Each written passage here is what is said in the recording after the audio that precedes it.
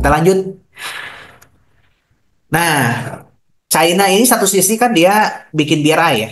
BRI ini kan luar biasa, ide yang menurut saya tuh luar biasa gitu kan. Secara nggak langsung tuh dia bikin penguasain dunia, dominasi ke dunia tuh lewat dengan jalan apa? Dengan jalan salah satunya tuh ya kita ya bikin port. Kan saya udah banyak lah di video juga saya udah YouTube udah tayangkan kan. Sekarang udah ada 129 port dan prediksi saya, hitungan saya tuh sebenarnya tuh harusnya ini 129 port ini masih yang kemarin resmi ya. Kalau yang sekarang ini harusnya sudah 160 sampai 170 port tuh. Ya. Dan begitu Indonesia sudah bergabung, Indonesia ini masih dua nih. Masih di Kuala Tanjung sama di Tanjung Priuk. Sama satu lagi kalau nggak salah tuh ada di Sumatera sininya deh kalau nggak salah tuh. Di apa namanya lupa lagi saya. Nanti tuh apakah akan nambah nggak? Bisa jadi akan nambah di Indonesia. Gitu kan. Nah, karena Indonesia sudah gabung ke BRICS. Ya, ini salah satu strateginya China. Kenapa bikin port? Karena berapa ya? Kalau nggak salah tuh 80 atau 90% lah perdagangan dunia itu tuh melalui kapal laut.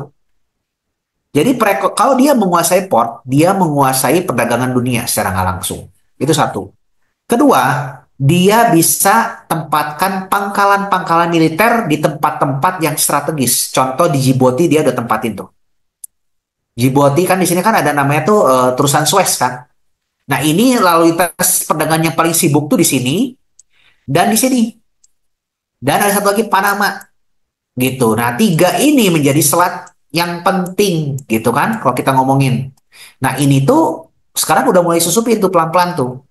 Ya, nanti ada yang di sini kalau nggak salah tuh, China. Nanti ada beberapa titik lagi. Nah, itu secara pelan-pelan tuh. Dia terakhir tuh kan di Kamboja tuh dia udah gitu kan. Di Kamboja kalau nggak salah tuh. Nah, jadi secara nggak langsung tuh mau nggak mau tuh China akan gerak ke sana. Kenapa harus militer? Karena nanti dia akan melihat, wah perdagangan gue udah lebih gede nih daripada Amerika. Kenapa gue harus pakai dolar gitu kan? Ya udah sok, kita berani deh ganti deh pakai pakai yuan misalkan. Nanti yang jaga siapa? Oh yang jaga saya gitu. Bisa jadi gitu, militer. Nah, kenapa dia berani? Karena kan konflik internalnya Amerika makin membesar, ibaratnya jadi negara jadi singa singa ompong lah ke depan tuh Amerika tuh. Ya, coba bayangkan kan uang untuk sekarang militer aja dia kurangi saat ini. Terus dia menarik kan banyak investment dia kurangin budget tuh. Orang-orang federal di pemerintah di US dikurangi. Kecuali militer saat ini masih belum berkurang ya. Tapi kan pegawai-pegawai pemerintah yang lain mulai dikurangin. Artinya apa? Makin lama makin weaker gitu si Amerika. Oke? Akankah yuan menggantikan dolar? Kalau menurut saya akan ya. Gold mata uang dunia sih enggak sih. Gold mah akan jadi apa? Bukan mata uang, gold mah ya. Jadi cadangan gitu, cadangan mata uang. Justru yang akan dicetak itu yuan. Karena kan gold itu kan apa? Orang tuh kan naro jadi cadangan negara. Dia cetak uang sebagai alat transaksi. Kalau sebagai alat transaksi, main gold mah nggak bakal apa? Istilahnya tuh nggak mudah gitu, nggak liquid gitu. Ya kalau kita ngomongin mah nggak mudah sebagai alat tukar gitu. Nah, kalau kayak mata uang gitu ya, itu jadi alat tukar yang gampang kan. Kita mau dagang apa beli senilainya segini gitu ya, kurang lebih. Masa kalau emas makan ditimbang dulu kan aneh gitu ya. Jadi nggak bisa jadi mata uang untuk transaksi gitu. Jadi tetap akan yuan kalau menurut saya ya gitu. Yuan akan menggantikan nggak akan. Suatu saat akan karena mau nggak mau akan didorong ke arah sana secara nggak langsung gitu. Kenapa? China, Amerika sendiri gini. Saya ulangi lagi. Kenapa harus mata uang dunia? Satu, supaya negara mendapatkan kredit murah dari negara lain secara nggak langsung itu jadi keistimewaan kalau sebuah negara mempunyai mata uang dunia dia apa currency dia tuh menjadi mata uang dunia. Dia akan dapat kredit yang murah lagi dibanding negara-negara lain. Artinya kan ekonomi dia kan akan genjot habis kan. Kedua, dia bisa menghukum negara lain apa namanya tuh menghukum negara lain lah kasarnya tuh. Contoh kayak sanksi kemarin kan Ukraine sama Rusia. Itu kan dihukum kan sama Amerika kan. Jadi artinya tuh dia tuh si Ukraine tuh si Rusia tuh kamu perang nggak barengan sama gue hukum sanksi lu. Ya kurang lebih seperti itu kan. Gue putus tuh semua pakai ini. Nah, dengan kata lain, ini kan jadi makin lama kan negara lain lihat kayak negara seperti China, Rusia, Brasil, India, yang lain-lain kan akan melihat, wah gila, gua nanti lama-lama kalau gua terus pakai dolar, gua dikadalin nanti lama-lama bisa-bisa sama si US jadi budaknya dia. Nah, makanya dengan kata lain, menjadi reserve currency itu dengan kata itu menjajah dunia, menjajah dengan cara yang pintar ya, hebat lah kalau kita sebutnya. Ya, makanya si Amerika ini sangat berkepentingan untuk menjaga dolarnya terus supaya jadi reserve currency gitu kan. Makanya dia punya militer tuh di seluruh dunia untuk menjaga transaksi sebenarnya tuh. Kenapa dia harus bikin perang di Timur Tengah?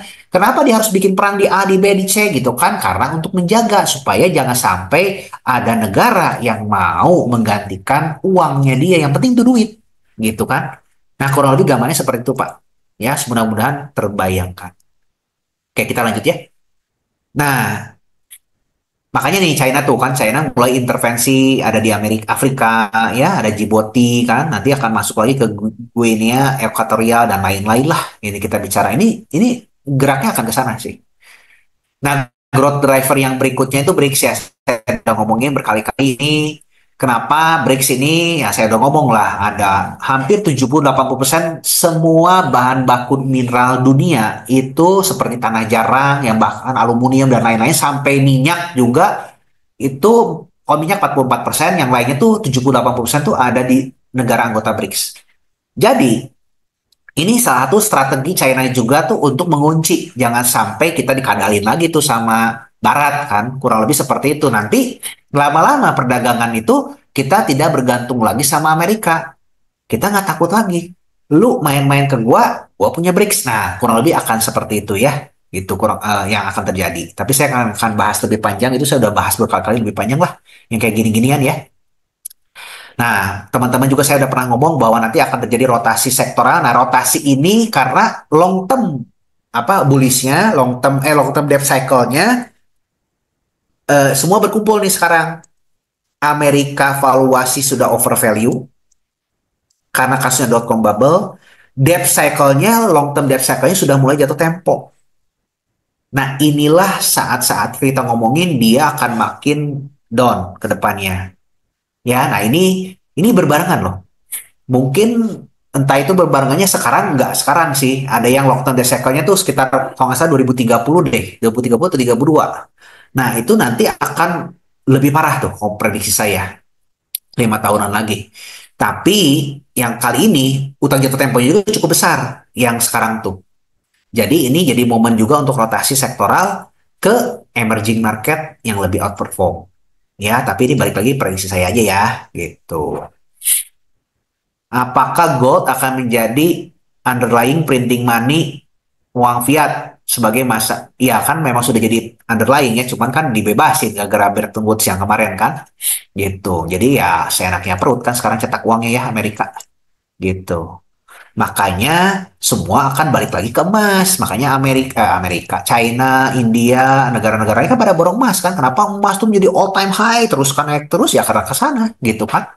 Mereka juga sudah mulai makin lama makin tidak percaya lagi sama dolar gitu secara nggak langsung ya gitu. Nah ini makanya kalau kita ngomongin tentang long term debt cycle, kan ini kan federal, sorry, oke. Nah ini kan apa Hang Seng ya. Hang Seng ini tuh udah sideway itu cukup panjang lama. Ini periode IM ini kita lihat nih. Saya cek ya. IM outperform ini sekitar 4 tahun. Tahun berapa ini? Aduh, buka cetak eh. Nah, ini terus US ini outperform 4 tahun juga cycle-nya waktu itu. Nah, waktu yang kemarin terakhir yang China ini sempat IM ini outperform tuh selama 12 tahun nih. Periodenya 12 tahun. Berarti siklusnya tuh sekitar 4 tahunan lah kurang lebih. Berarti ada 3 siklus kan ini tuh kan harusnya kan kalau 4 tahun kan dibagi 3. Nah ini area IM ini outperform. Nah sekarang si US ini outperform kalau kita hitung sampai tahun depan ya sampai tahun depan ini jadi 16 tahun. Berarti kan ada 4 cycle besar nih. 4 cycle kecil sorry. Ya ingat yang short term debt cycle ya. Nah short termnya dia secara short termnya harusnya dia sudah berbalik di 3 tahun atau di 1 tahun kan sempet kan ya maksud saya setiap 4 tahun ini ada kemungkinan besar akan berbalik gitu kan, bisa jadi ke IM lagi atau ke US. Tapi selama bayangkan ya, IM semakin lama dia nggak balik, semakin cepat besar juga potensi yang US-nya outperformnya lebih tinggi gitu.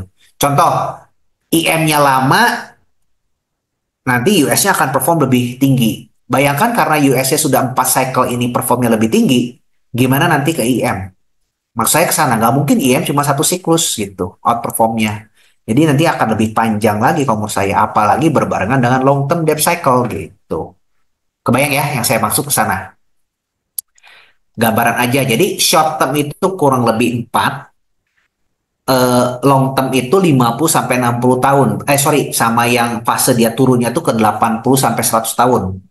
Nah, berarti dengan kata lain, Amerika ini sedang ada di penghujung turun untuk long termnya, berbarengan juga dengan short term debt cycle-nya yang akan turun. Nah, itu yang saya maksud gitu. Makanya IM kalau menurut saya nanti akan long term bullish ke depan. Ya, itu prediksi aja, balik lagi ya. Gitu.